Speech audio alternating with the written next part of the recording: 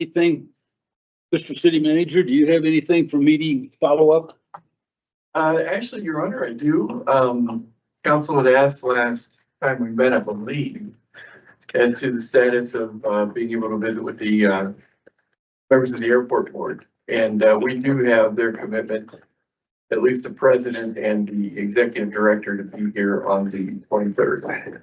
And so council will have that opportunity to visit with them at that point. Very good. You bet. And that really is it that I have. Anybody around the table here have anything for meeting follow-up?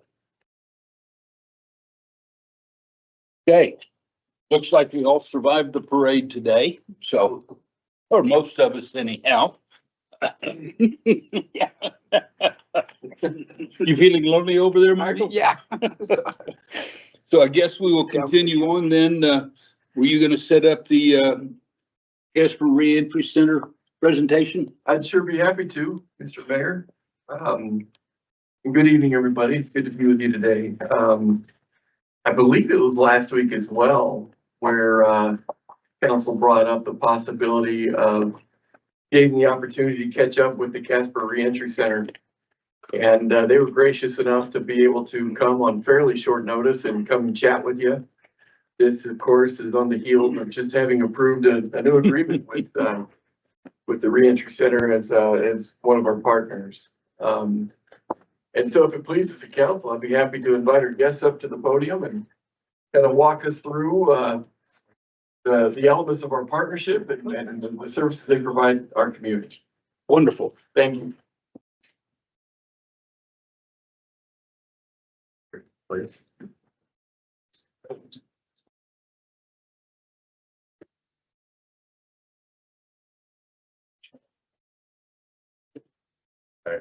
Good afternoon, everybody. Good afternoon. I'm Director Hughes, and I just want to make sure you guys, if you just pass one of these down there, don't mind, I'm sorry.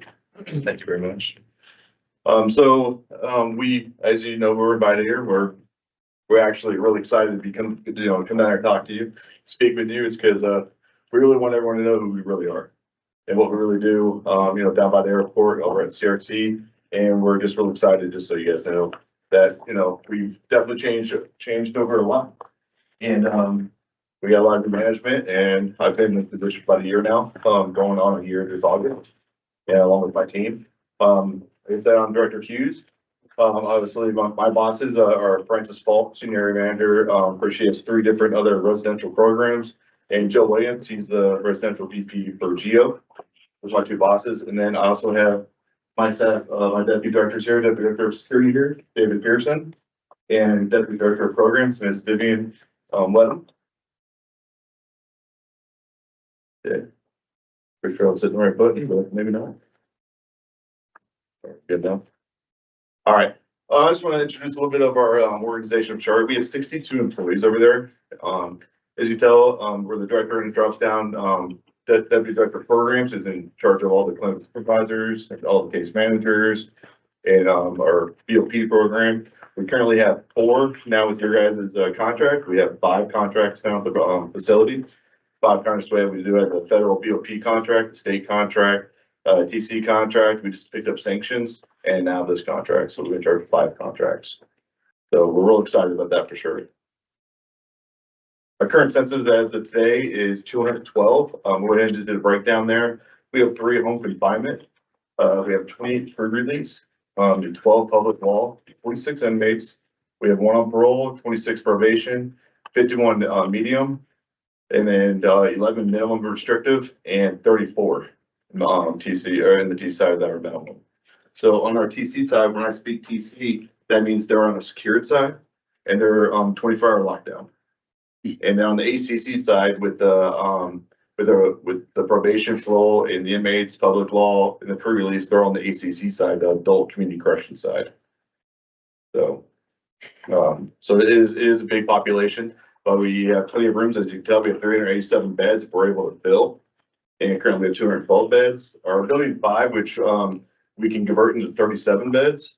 And our ACC side, we have 94 male beds, we have 52 BOP beds for males. Females, we have 36, and currently we have 6 for the for BOP side. and 30 as a state, so a total of 182 beds for our adult community correction side. Yes. Can I ask what BOP means? Yeah, it's Bureau of Prison.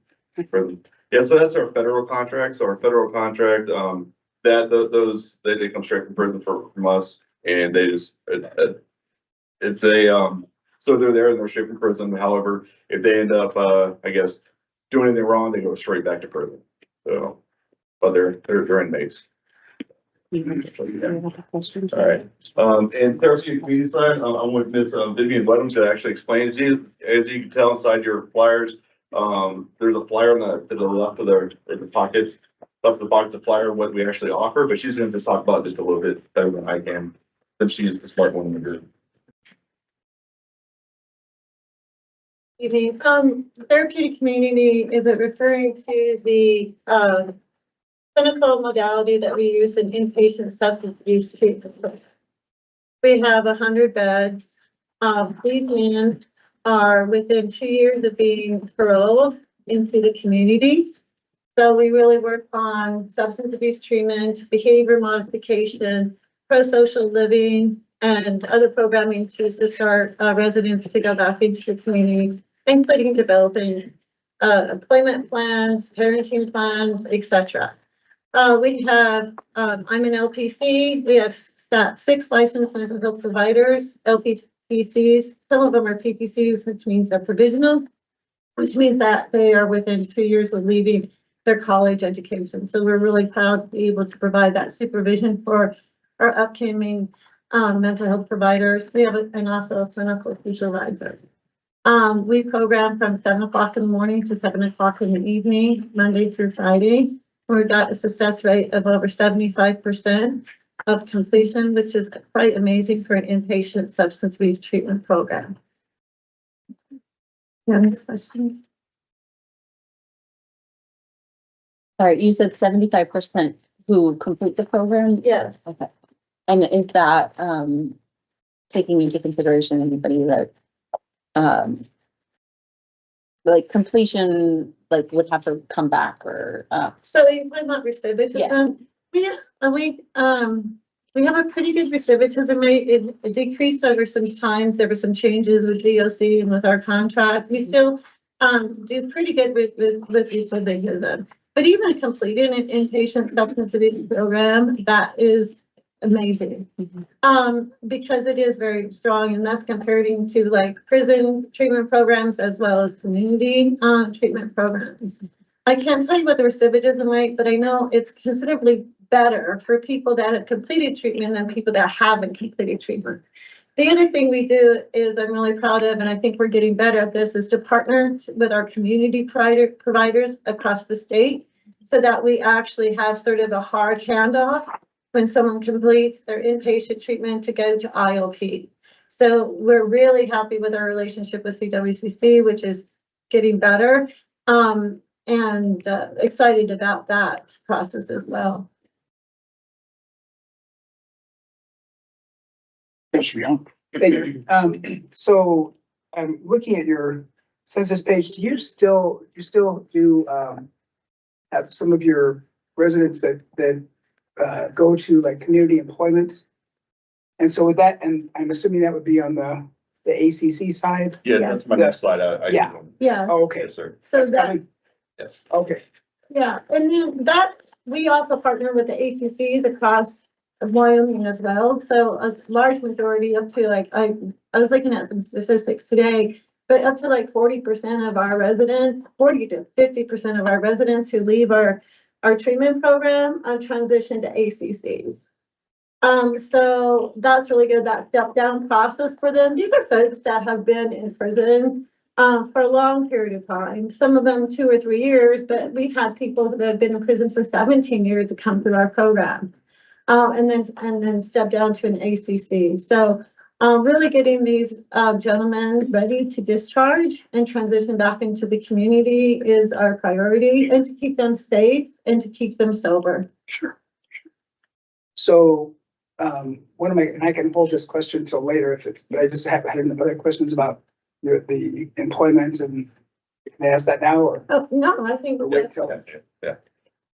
So I can go to the next slide too. Okay. And then, yeah, so our ACC developed community corrections. So that's our side where their work release. So they're working our communities, they're working the chop house. I mean, they're bus boys, they're your cooks, they're everything you could think of. And a lot of them are extremely great people. Obviously we hold them a little stricter on that side, I think. Just like when you guys see that we have an escape from there, it's not an escape, this person went to work and decided not to come back.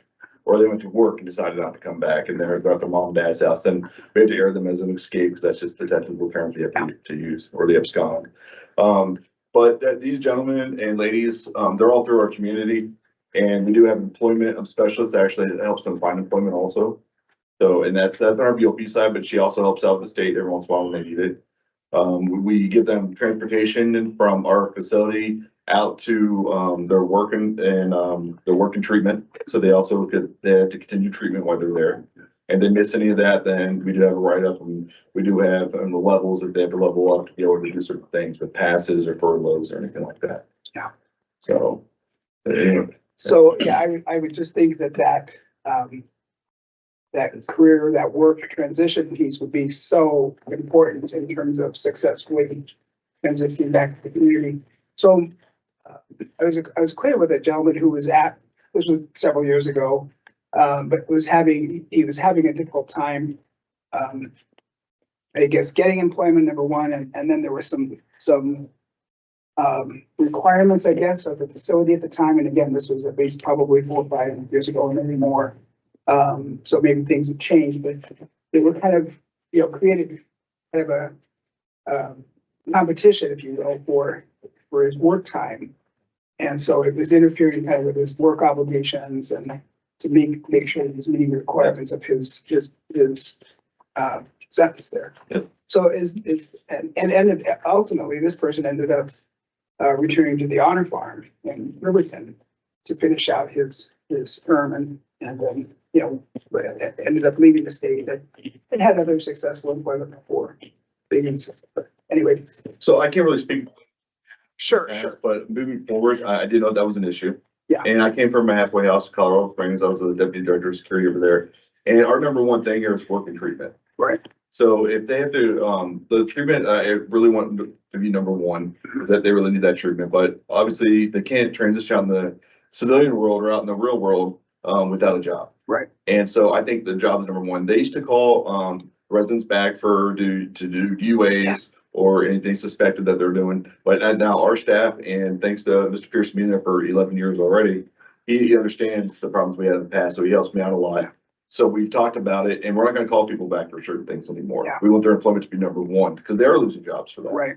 Now, if they did do something drug related or anything that's breaking the law, yes, we're going to call them back immediately. And if their employer calls us and says, "Hey, we think this person's high, or we think this person did this," I'm going to call them back immediately. Yeah. And we have the sheriff's involved immediately also.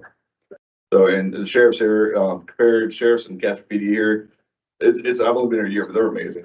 That's all I really got to say about that, because they have their response time for everything is just great around here. So I'm really glad to be a part of the Casper community now, because it's just an awesome community.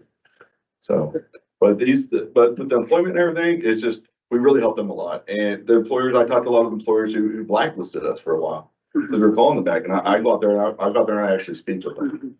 And we're getting ourselves back in the community, and we're getting the right thing done now.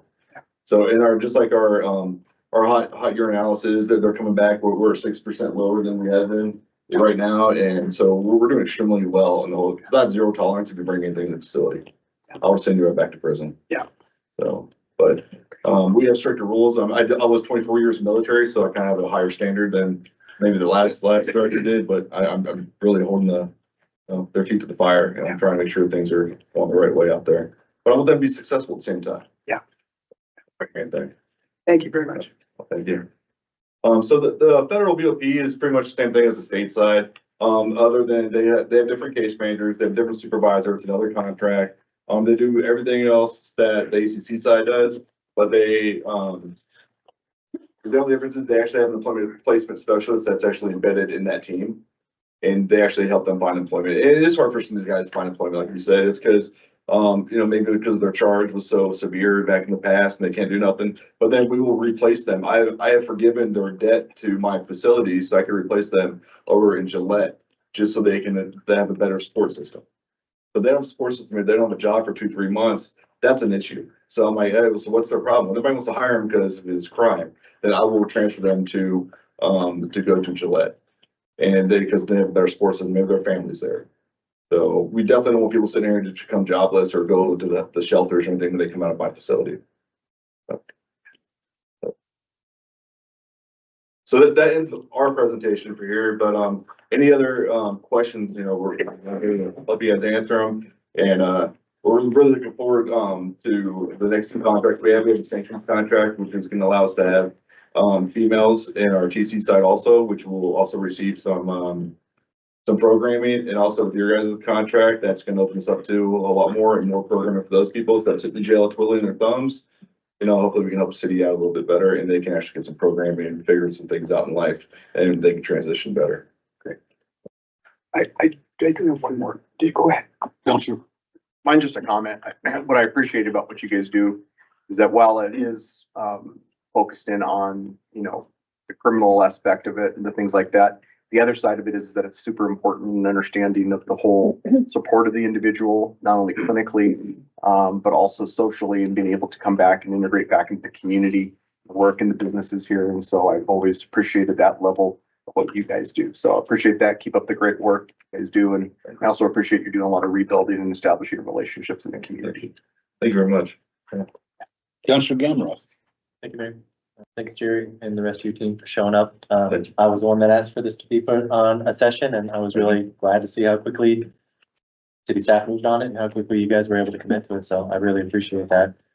My main motivation for getting a presentation is just, we chat about the reentry center. It seems like we play a critical piece in kind of the continuum of care, folks in and out of incarceration and reintegration back into society. So I just wanted to understand that piece a little bit more. So if you don't mind, I got a couple questions.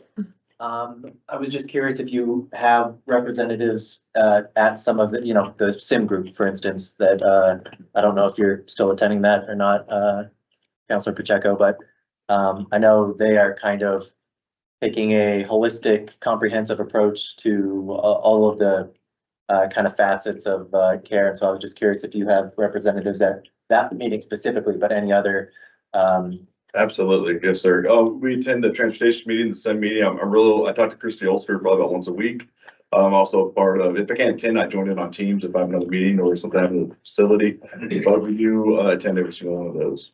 And we're definitely embedded in those. I'm trying to get transportation out to our facility since it is one of the hardest things for us right now is transportation. So we're just trying to work on that, trying to get a bus system or something going on out there. It's because a lot of these guys can't get to work or they can't work certain hours because I don't have the manpower to drive them everywhere. So definitely Christy's been helping us with that too. Thank you. I'm glad to hear that. I got faith Christy will keep working with y'all. Oh, absolutely. Hopefully come up with some solutions to that issue.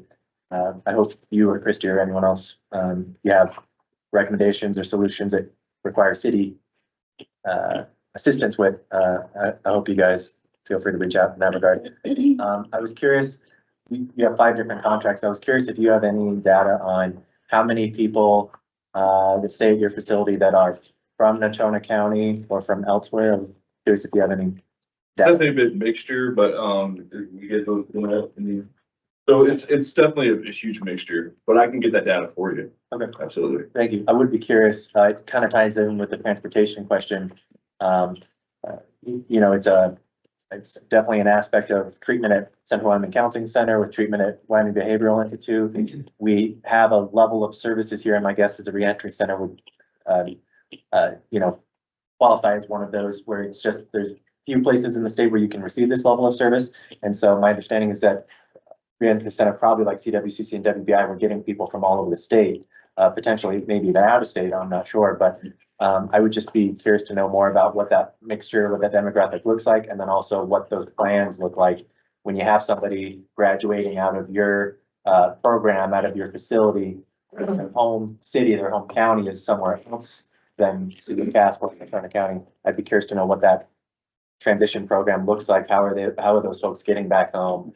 Are they getting back home? I would just like to learn a little bit more about that. Yeah. They absolutely are. My experience with, our residents from TC is if, someone has to go to an ACC, they're limited to going to Cheyenne, Casper, or Gillette. Because that's where we have those facilities. And oftentimes when they go to the ACCs, they get a support system going, they get their aftercare here, and often they get their apartments here and their homes here. So they may be from a lot of different places across the state, but a lot of times our ACC folks get settled into a bigger community, which is better for them. So I also, if they don't go to an ACC, many do choose the bigger cities, Casper, Gillette, and Cheyenne, because of the work opportunities. And it's very hard sometimes in different places to get employment. And also the smaller places, they might have some stigma that they will have difficulty acclimating into the program. So I would almost guess that about most of the folks that go to ACC eventually stay in it. And the ones that probably about 20% will choose Casper, even if they have street flow and they're from there, because they want a second chance. And we also have a very strong alumni program here. So we have support here in Casper of our residents leaving, and so that they can help them get jobs and help them get to know people. So they don't always go back to the where they came from. We also have folks that are going back. We call them interstate contacts, where they actually are paroled and they go back to maybe their state of origin, or where their family is. And that's about 10% of our population. And probably about 10 per year will go in an interstate contact and go back to their city of choice. So it is an interesting question, but that has been my experience, is that once they go to Casper ACC, you'll see them in the community. And that's why it's very important for us to, I mean, I talk to the guys all the time. It's like, this is my community. I want you guys to be safe, and I want this community to be safe, because this is where my family lives. This is where I live. And that's getting that pro-social understanding, that point of view, is that it's bigger than, this is bigger than just you. Thank you. One, maybe two follow-ups. Thank you. Vivian, was it? Yes. Appreciate that. My next question was, it looks like it's $50 self-pay for temporary misdemeanor placement, $80 a day paid by the state for longer-term therapeutic placement. Sounds like you have quite a few beds open. So is it that the folks that are currently at the jail do not qualify for your services? Is that where why we're not utilizing more beds at your facility? No, so they qualify. However, no one's ever, like, this contract with you guys, with the city, is gonna be great. It's because you guys give permits for residents. And I have beds to be able to utilize. It just was never reached out before. And Ms. Drake reached out to us, and I thought that was awesome, because she was very, very happy to actually make contact with us, I think. And I was too. It's because I had an old contract sitting there that nobody knew what to do with. Because everybody that was there prior to me, other than Mr. Pearson there, they had no clue if we ever used a contract like this before. And then we added more to it with the people that, with the residents that need to stay longer than 10 days at the pay as you go. And I'd like to help out the overpopulated jails to get more people in our facility, because I think we are a better, cheaper route. Plus they can get treatment. That's the biggest thing. They're not just sitting there twiddling their thumbs, and they're actually getting their treatment, and they're going through programming, and we also have to get a job prior to getting out. They don't have it already. Thank you. One last one. Go ahead. I know, not even really follows. He was the one that asked for this. Thanks for all that, Jerry. I agree. There's a lot of, I think, potential there. $80 a day is a lot cheaper than the $144 I think that we're paying for the jail. So, you know, there's obviously an economic incentive there.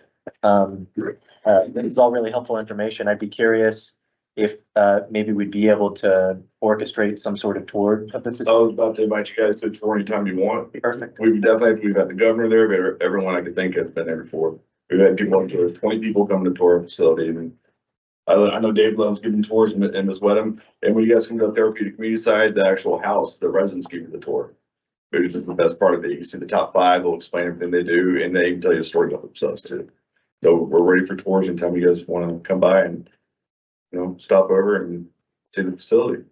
Awesome. Well, I'm interested. So whenever we can make that happen, I know we, require some coordination with city staff, so we don't have a quorum, but, yeah, I would love to get that. Oh, absolutely, yes. Okay, thanks. I yield the floor.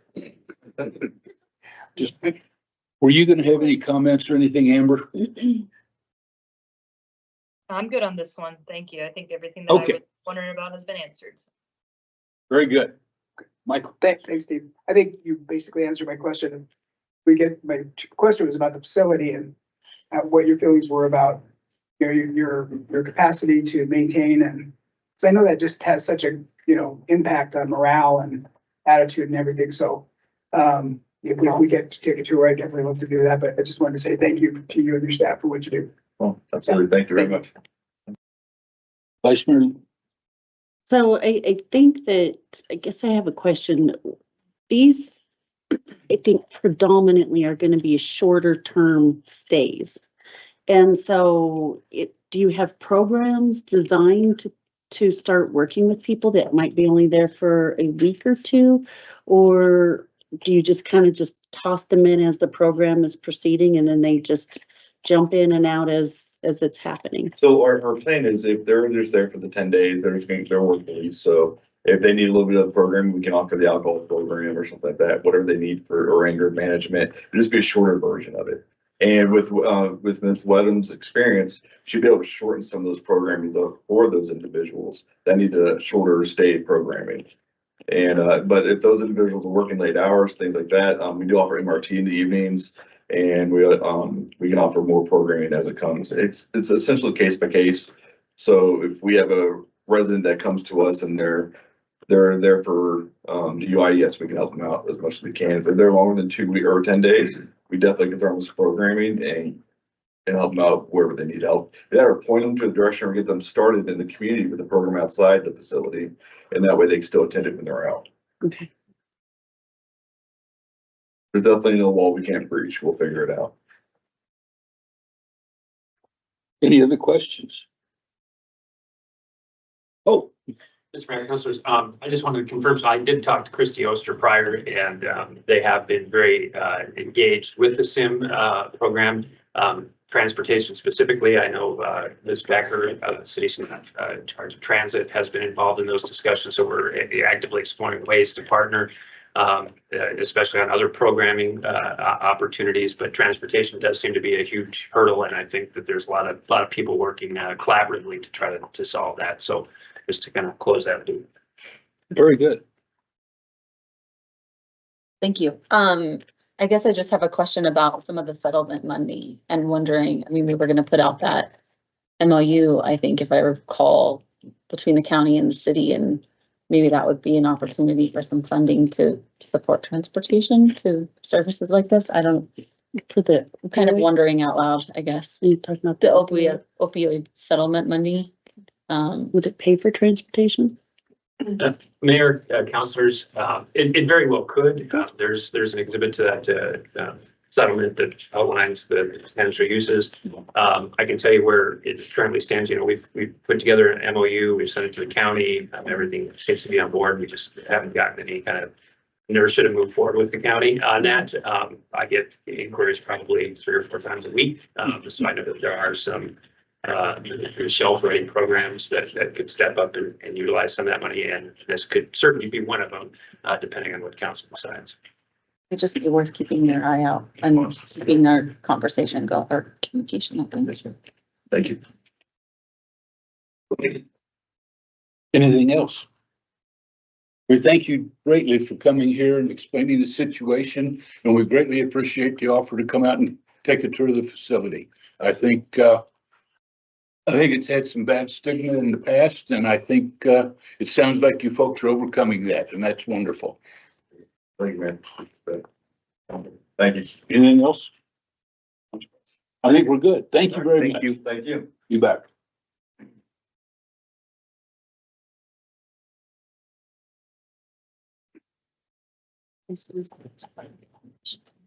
Community project funding. Thank Part you, two. Mr. Mayor. Yes, we are coming back to you as far as additional follow-up is concerned, primarily around the idea of offering an alternative to consider as it relates to dispersing funding to some of our community partners. That, of course, can be nonprofits, it can be social service agencies, a variety of folks that typically come forward to want to participate in a funding relationship with the city.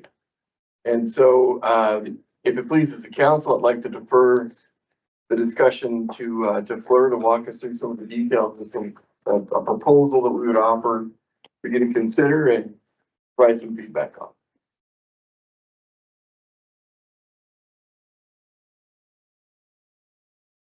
Your Honor, members of council, as you saw in the memo, I went over the processes we've recently used. So most recently, council had an application period where you set aside funds for 1 cent, open up application, and then review those. Previously, the city has set aside funds and then utilized an organization. I think the most recent one was Community Action Partnership to go over those applications and award funds.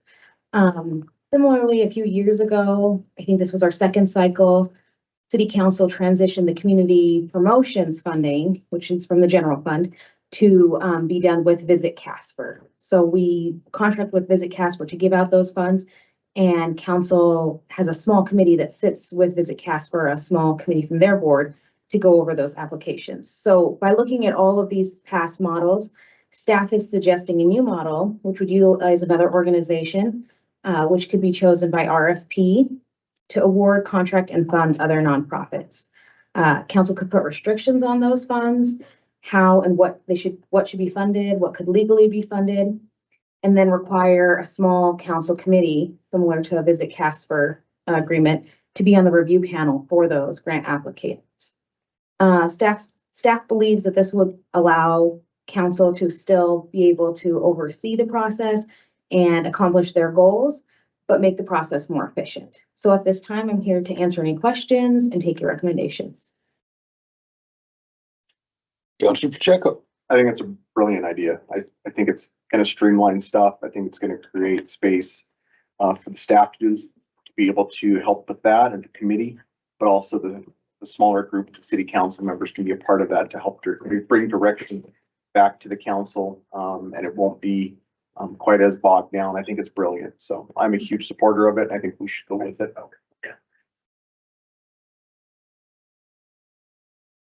Councilor Gamroth. Thank you, Mayor. Thanks, Laura, for the context. I apologize if I overlooked this somewhere, but it sounds like we'd essentially be contracting out a lot of that work, and so I'm curious if there's any administrative fee that we would need to consider if we moved in this direction. Your Honor, in the past, we've not paid an administrative fee. We do not pay that with Visit Casper. Thank you. I agree. Oh, thank you. Go ahead, Councilor. Thank you very much. So I think really like this has been one of the more frustrating activities that I've participated on in council term, both 1 cent and community promotions. I think a lot of that for me really stems from the fact that I don't feel like we have clarity around the strategy that and the goals that we're trying to accomplish with the funding. And so it sort of feels to me like we try to give a little bit to everybody who's interested, or we try to sort of, create some sort of fairness system where people, aren't if their budgets are relying on this, they're not left out in the cold, even if it's not necessarily something that is particularly aligned or strategic with something, an issue that we have.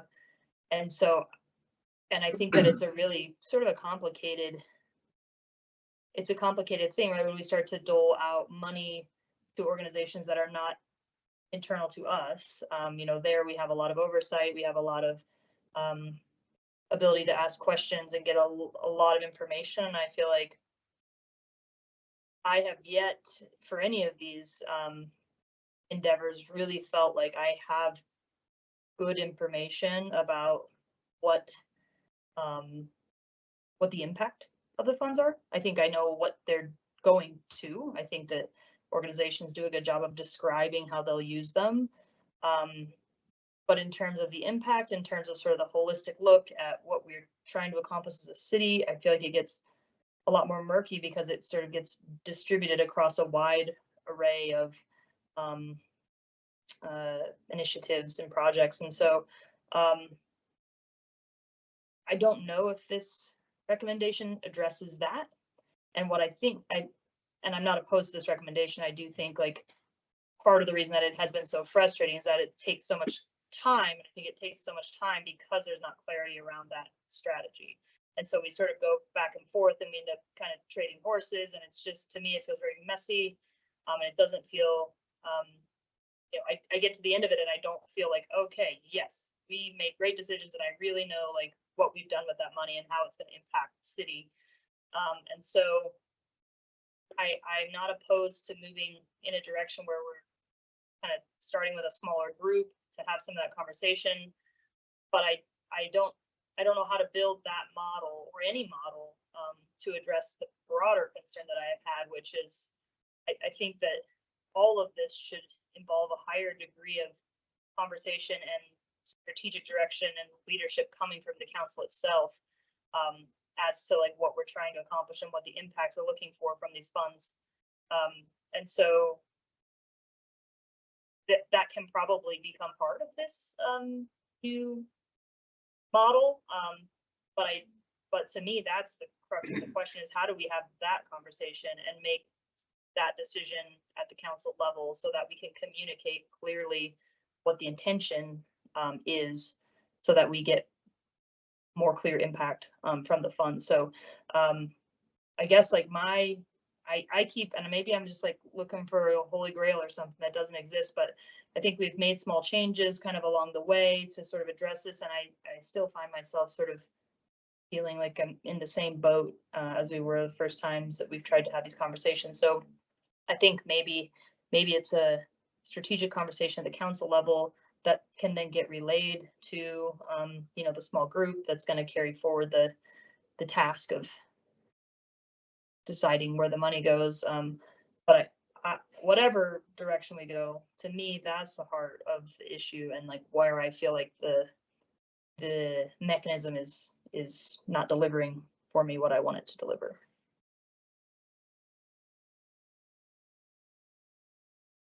Mr. City Manager.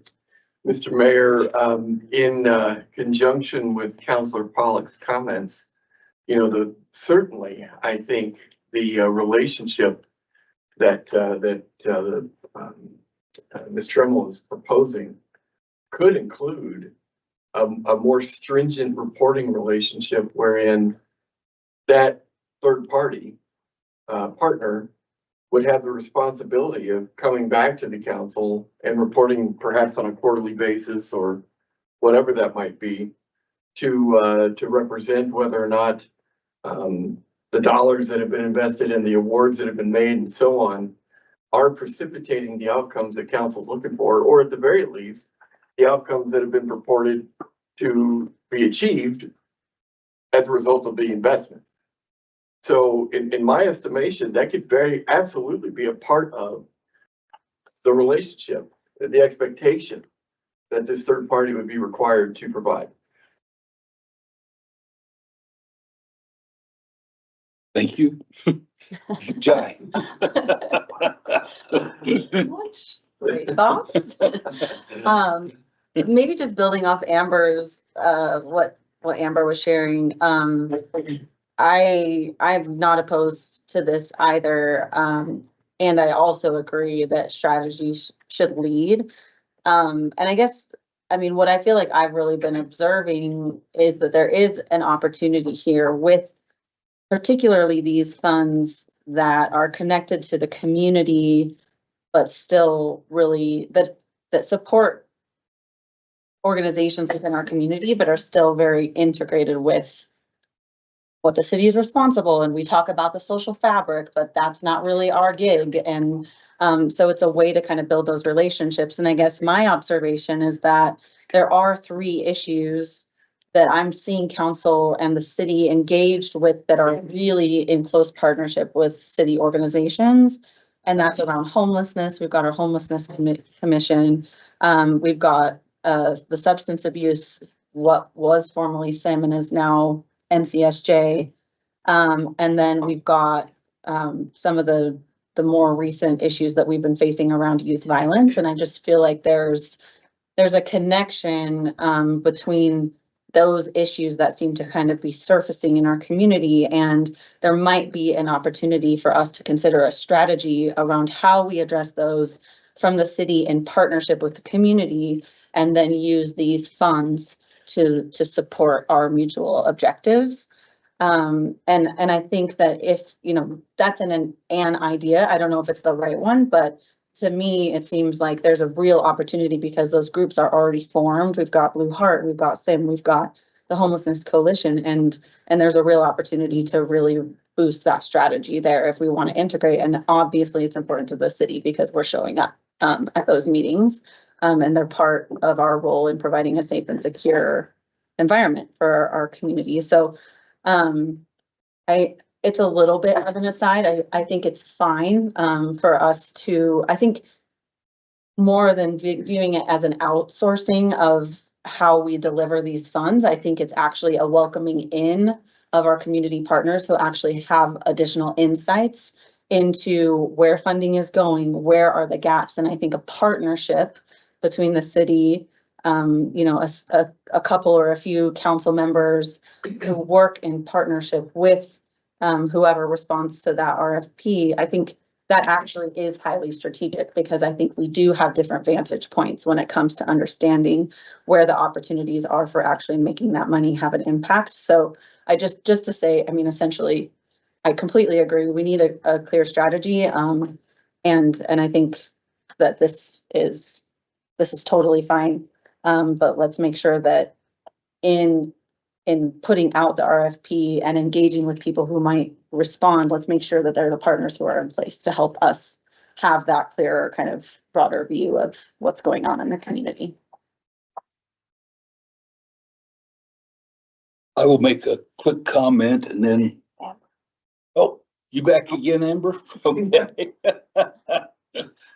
Back Can I again. make my comment really quickly? Yep. Basically, back when it was some of the contracted out, and I don't remember whether you were on council at the time or not, Ray, but basically there was a disconnect between where council was going or thought they wanted to go. You were then, okay, and where the third party contractor was going with distributing the funds. So if we go with, if you guys go, I won't be here, but anyhow, if you go with the third party contractor, you definitely need at least a couple or 3 council members on that group coordinating quite closely with them to make sure that they are following council goals and not just basically turn it over to another bureaucratic organization. So that's a word of advice to everybody as you go forward, because that was why it all came back here, was we know where we want to go and we will take care of it, so to speak. So just from that standpoint. So, Councilor Pollack. Thank you. I'd like to kind of reply to Carter's suggestion and also some of what Jai said. I think that's all right.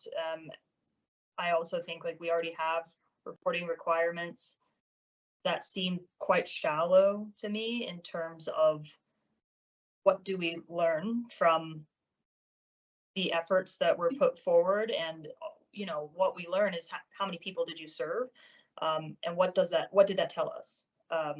Is it getting better? Is it getting worse? Did this help relieve some of the pressure? Did it move the needle in any particular direction? And so I think maybe a more robust sort of analysis at the end with the partners in conversation perhaps, rather than a report out, how many clients did you have, or, what was the impact? To me, that is just like, great, I don't know what that means in terms of how is the picture, like, what is the picture like for this particular issue that you're trying to address. And so I do think being more specific about some sort of directions, like Councillor Sutherland recommended, some of those, real issues in our community that are really broad reaching and are going to need community partner assistance. And then a conversation at the end of the year to say, your program was doing this, and this program was doing this, and the city was doing this. And what did we learn, and how did that go? And did we see any change, or is the problem getting any better? I think just some more sort of qualitative analysis might be really helpful and might make me feel like I have a better sense of what we accomplished with that money, and can be smarter about how I, recommend we allocate it in the future. Because when I just see, we had 200 clients and last year we had 190, that tells me almost nothing about the problem, right? It tells me that maybe we had a few more resources, so we were able to help a few more people, but so what? What does that mean really in terms of actually addressing an issue and moving the needle? And so I think that's where I would like to see us go. And so really, and maybe whoever responds to this RFP, maybe that could be part of the question to them is, what type of sort of robust conversational analysis can we do as partners with these folks, and hopefully more with the collective of agencies that we do ultimately fund, to kind of see like where's the overlap, where are things working, where are things moving, what are people seeing, so that we can be smarter next time around when we do it. To me, that feels better. It feels like I would be more enthusiastic to contribute those funds if I have, I feel like we've really learned something and captured some valuable information at the end of it. Thank you. I think Kyle was next. Thanks. I'll try not to be redundant. I agree with everything that has been discussed. I share Councilor Pollack's frustration with the not knowing how much of an impact this is having. And so I don't know if it's something that we can build into. I know it's typically part of the process to do a 1 cent survey before we put it on the ballot the next time. And so I don't know if there's a way to maybe fine tune that survey to address to establish some baseline metrics in regards to some of our goals, like livability, sustainability, community engagement. I would love, in an ideal world for me, as somebody who's very data driven, it would be awesome to have some baseline metrics on livability. What are some questions that give us an illustration on what livability looks like, and can we apply SMART goals towards these nonprofit allocations that are, again, Councilor Pollack used the word specific, but measurable, attainable, time bound, relevant. So youth violence, can we allocate 1 cent funding that is a 10% reduction in youth related violence or something like that? That would be super helpful for me to know exactly how much of an impact, if any, this is having on actual metrics. I agree with the mayor that we definitely need representation on the board. However, to Councilor Sutherland's point, these folks have expertise that we don't have. I'm one of the representatives from our council on the Visit Casper committee that allocates the community promotions funding, and those people are all so much more qualified to know where the funding is going to be maximized and which events have the most economic impact. Those people live and breathe and work in this stuff every day, and so they're just, I provide my 2 cents every once in a while, but honestly, they're educating me and giving me direction on how best to serve, distribute those funds. And so I think there's a lot of expertise that we can gain from having somebody help us out in this process, but I also agree that we need to keep them accountable and make sure that my understanding or my recollection is that we all agreed as a group that to retain this in the 1 cent funding, it really needs to be driving towards our council directives, our council goals. That was, in my opinion, the compromise that we made with the community was, we get a lot of flack for 1 cent. The number one complaint I hear about 1 cent is the nonprofit allocation. And so I think as much accountability as we can have in that regard, it sounds like a lot of people in our community want us, they're torn on how much or how important it is and whether it's appropriate or not. But I think if we're going to retain it in future 1 cent allocations, we need to be as accountable as possible and make sure that we're getting our bang for our buck. Thanks. Yeah, mine'll be real quick. Yeah, I mean, I'm all for all the suggestions that's happened. And of course, I think this is a really good idea, Fleur, and I appreciate the work that you guys have put into it. I think beyond that, when we go down that road, I think the council then needs to be prepared, because when we went down the road to change it, we had a pretty big outcry. So whatever decisions and strategic plans we make and the goals that we make, it's going to mean there's going to be some that are going to be left off that we've funded in the past. So I would say this council and maybe the future council, who's ever going to be part of that, when this happens, will have to be prepared to stand their ground to say, yeah, you don't fit within the strategy of what we're trying to do for our goals. And I think that's going to be a loud group of people that are going to come to do that. I already see that happening. So we'll have to make that decision when we create whatever strategy, whatever goals we want to try to do, and whatever our hope is when we create the overall program for it. And so I can see that happening. That would mean lots of different organizations being left off if we focus down homelessness, if we focus more towards more mental health. That will leave a lot of significant partners out of those goals. And finally, I think a lot of them have planned on those funding, which good, bad, or indifferent. A lot of them have planned and utilized that for operations and things like that. And so we'll have to keep that and be cognizant that there will be people that are left off and they'll have to figure out what they're going to do. So that's a cautionary tale. I have 2 years left on council, so I'll probably be a part of that somewhat. And so I think it's going to be a tough choice, but we'll stand our ground. So. Jai. Thanks. I guess I just had a quick question about process here. I won't be here, so I guess I'm just curious in terms, I mean, in some ways, I think I'm not hearing any pushback against this against, having this partnership. But if we're talking strategy, my question is, do we have to do an RFP? Because I think there is potentially another approach where council sets the strategy and then you identify, I mean, as we did with Visit Casper, you identify the organization that's best placed to be the partner in making those strategic decisions. To me, that feels like a strategy-driven decision rather than we've got this money, we're going to put an RFP out for some organizations that are going to help us manage it. And again, you're kind of going to get a plethora probably of different focused organizations, which is great. But that to me feels like, given the nature of our conversation, it might be putting the cart before the horse. So I guess maybe, I guess my suggestion is figure out the strategy first and then find the right partner to implement it. Vice Mayor.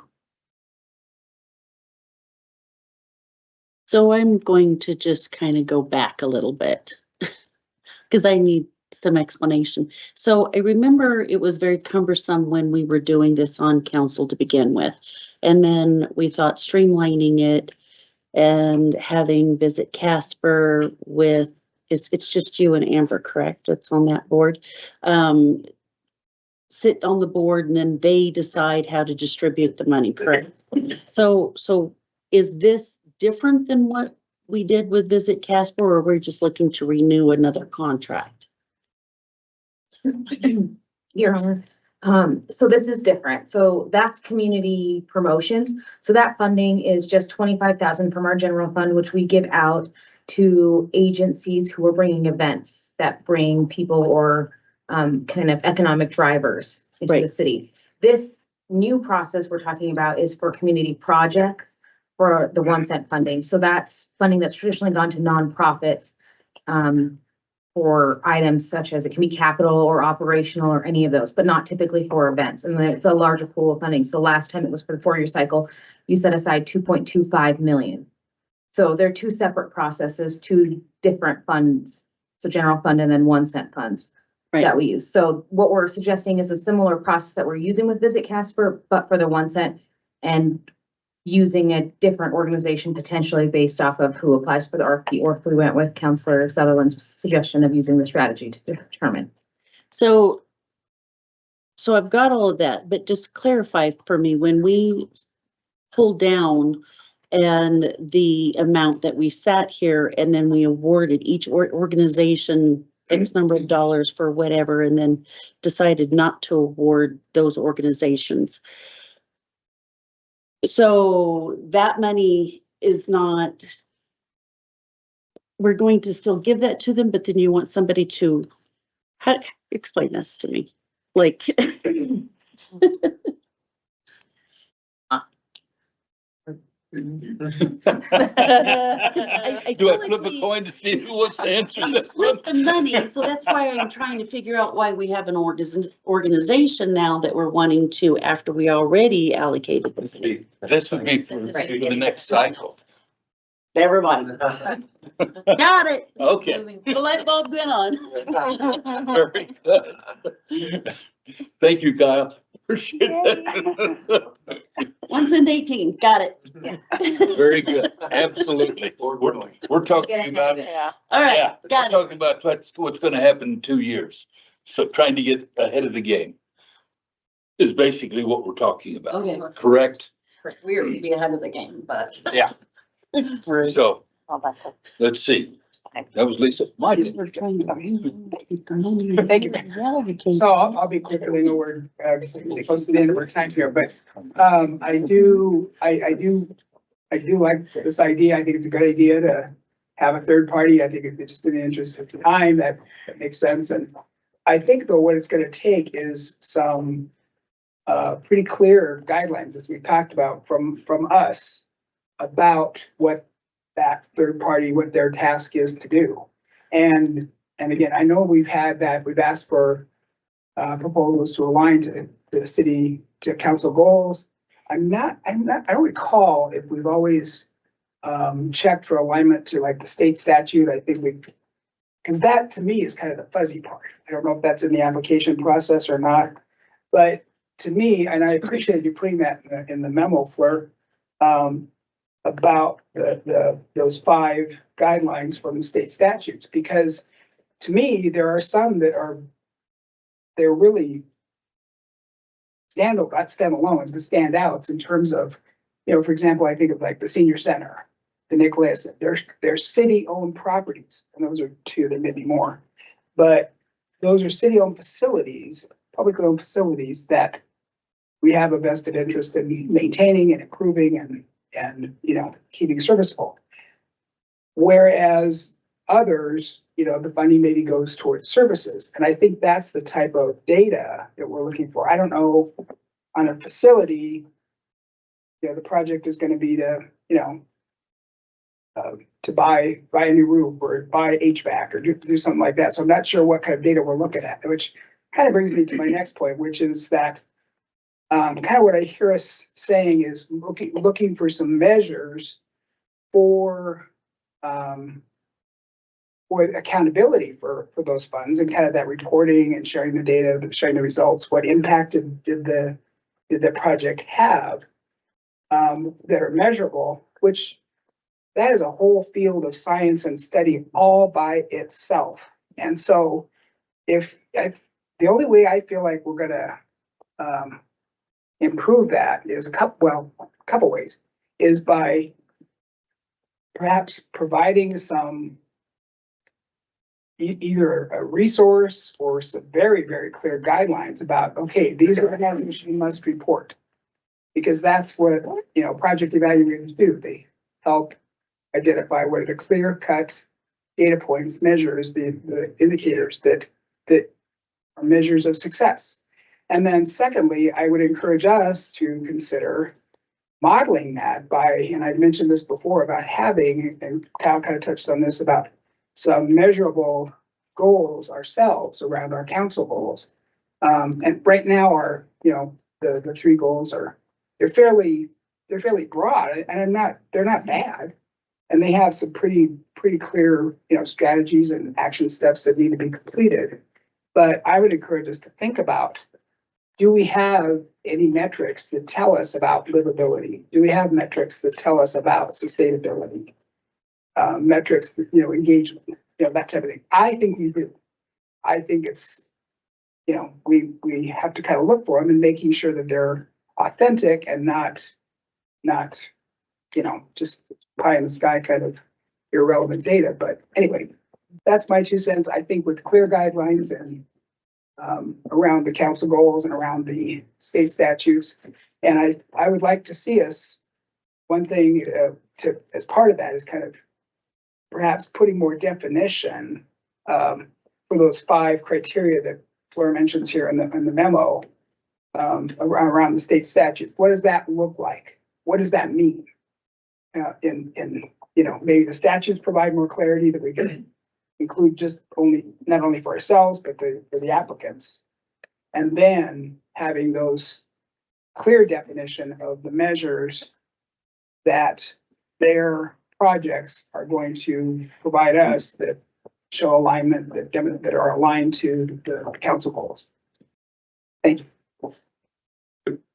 Mayor, if Well, did you have anything, Carter? I can wait.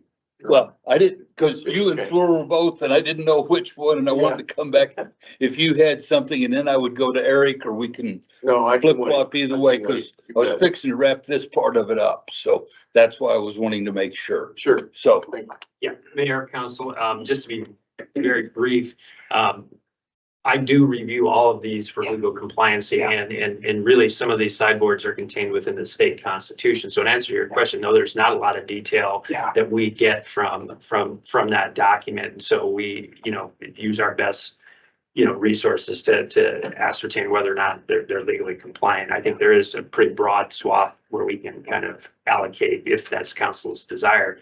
To Councilor Sutherland's point, this would be a professional services contract, so I don't know that an RFP necessarily would be legally required. And we could certainly sole source it and search out the best partner, which would be my third point. In another capacity that I serve, we're grappling with these same accountability issues. It's, you know, you're putting money into these organizations, and so are you making an impact, or are you supplanting funding from somewhere else? Are you making an impact on the broader issues?